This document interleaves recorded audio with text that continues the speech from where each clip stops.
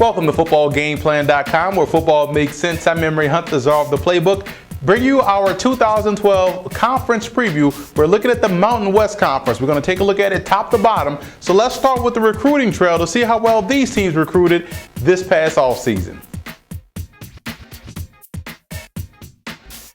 I think the Nevada Wolfpack clearly had the best recruiting class in the Mountain West Conference their first year. Look at guys like Cortez Woods. He's going to probably come in and play early as a JUCO transfer. You also look at Charles Ferramo, another defensive lineman. But the guy I want you to focus on is Nigel Westbrooks. He's also coming from a JUCO, 6'1", 185, added some bulk, but still has the playmaking abilities that you see right there in high school. DeMarcus Lawrence is probably going to see a lot of time as a JUCO transfer coming from Butler Community College at 6'4", 250. A lot of opportunity for him to get on the field and make big plays rushing the QB. Matt Morin is a guy that I really like. I honestly think the San Diego State Aztecs got themselves the next Aaron Rodgers. I love the way the football just hops off his arm and is very decisive. And don't forget the fact that he is a mobile quarterback and can make plays with his legs as well. The Lobos expect Garen Bourne to come in and start right away on the interior. 6'2", 275. This guy has the speed to beat the interior offensive lineman and also is stout at the point of attack to hold his own in the running game. Hawaii is going to more of a two-back set, so they need to stockpile running back Steven Lakalaka out of Hawaii. The homegrown product, 5'10", 205, should fit perfectly in Norm Child's new West Coast offense. I really am excited to see what this guy can do at the collegiate level. Desmond Lewis is a tremendous athlete that's going to help the Air Force Falcons in their secondary. He's going to play safety back there, 6 feet, 185, a lot of speed and a lot of range for the position. David Keller on the offensive line is probably going to see a lot of time as a true freshman, as the left tackle in that spread offensive attack. I look at Justin Burnhill, another one of these guys going to come in and play right away as a defensive end for the Cowboys. Should be able to get pressure on the QB. Big fan of Kevin Davis, the linebacker. He's going to an outstanding linebacking core in Colorado State. He's 6'3", 235, tremendous player, plays downhill. I look at Mark Filippi, safety. UNLV got themselves a guy that's an aggressive tackler and also has great range to cover passes downfield.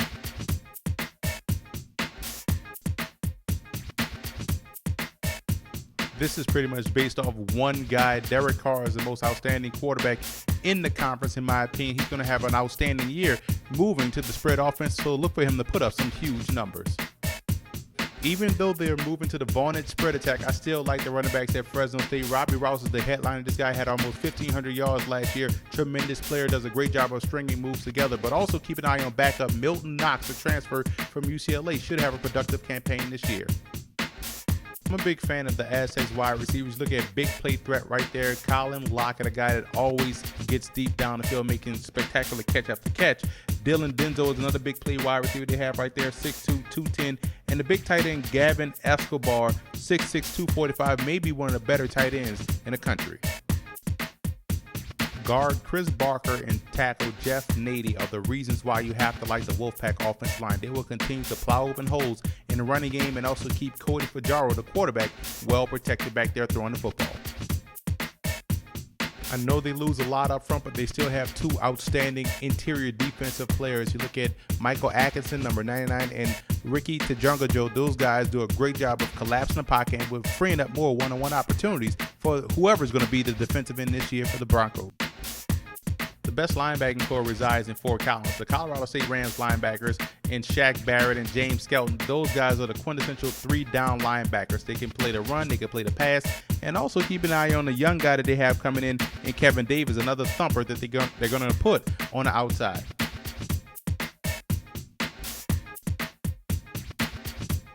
I'm still a big fan of the Boise State secondary. You look at guys like Jamar Taylor and also Jarrell Gavins. Those guys are always around the football. And free safety Lee Hightower also doubled as a corner last year, so he gives you that scheme versatility. Hawaii clearly has the best special team unit in all of the Mountain West Conference. I think by far the best kicker and punter, Tyler Hatton and also Alex Dunachie. Those guys can kick the heck out of the football, and they will always be able to find an outstanding returner.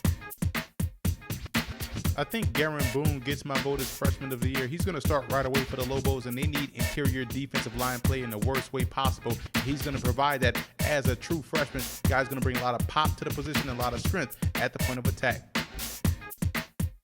Brett Smith gets my vote as offensive MVP. I love what this guy did last year as a true freshman, and he's only going to improve in his second season, and that's the real reason why there's a lot of optimism out there in Laramie, Wyoming. I'm a big fan of Alex Means for Air Force, and that's the reason why I give him my defensive MVP award. I think this guy plays around the line of scrimmage, flies downhill, and is a very active guy in pass coverage. Leon McFadden gets my vote as the best pro prospect. I like corners that are aggressive, attack the football while they're in the air, and know where they are on the football field. He possesses all the skills and the traits that you want in the future lockdown corner.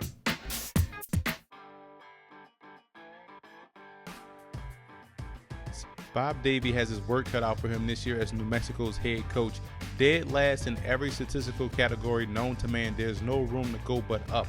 The reason for optimism has to be Davie's ability to recruit and coach defense. Those two elements will keep you very competitive throughout the season. The cause for concern has to be the move to the 3-4 defense. They mainly lack the personnel for that move, but it can't be any worse than last year. All in all, guys like tight end Lucas Reed, nose tackle Reggie Ellis, and guard Calvin McDowney will give the Lobos a fighting chance week in, week out. In 2 years, you'll start to see a Lobos team that's very similar to the Rocky Long years.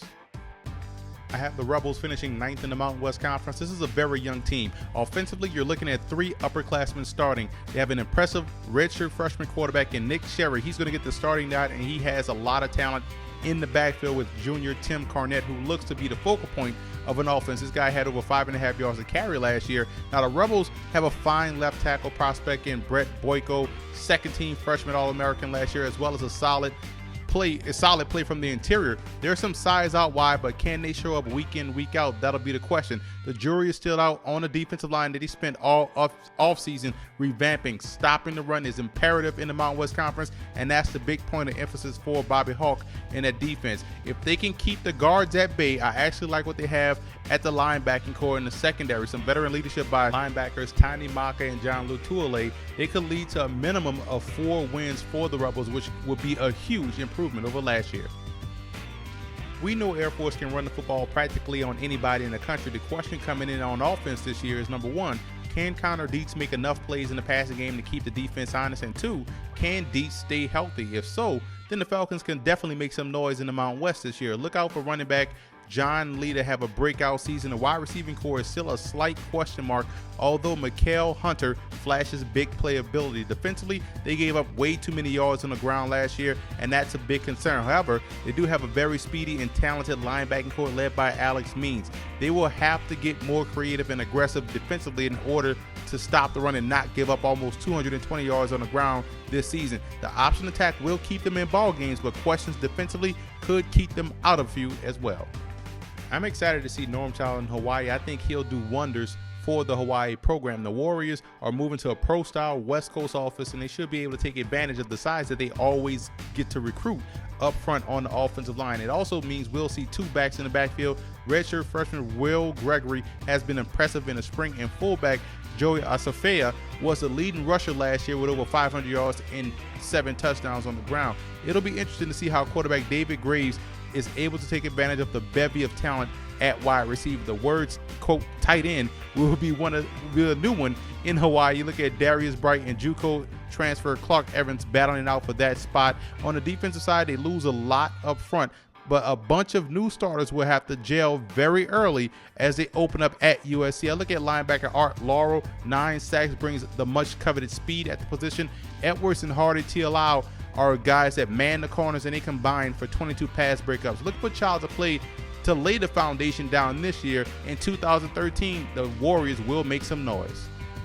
When replacing a guy the caliber of Ryan Lindley, it's good to go with a guy that has some collegiate experience, and that's what the Aztecs have in former Oregon State transfer Ryan Katz. Now, finding a guy the caliber of Ryan Hillman will be a lot tougher, so look for the Aztecs to be tilted more toward the pass this season because of the talent they have catching the football with tight end Gavin Escobar, wide receiver Colin Lockett, and also Dylan Denzel. Those guys can really make plays down the field. Defensively, I'm a big fan of cornerback Leon McFadden, who is one of the top corners in the country. We'll see if opposing quarterbacks avoid him again this season. The pass rush is another story. The Aztecs lose a lot up front, and they aren't very big, so that could pose a problem versus the running game. A brutal travel schedule could make the Aztecs' swan song in the Mountain West Conference this year less memorable.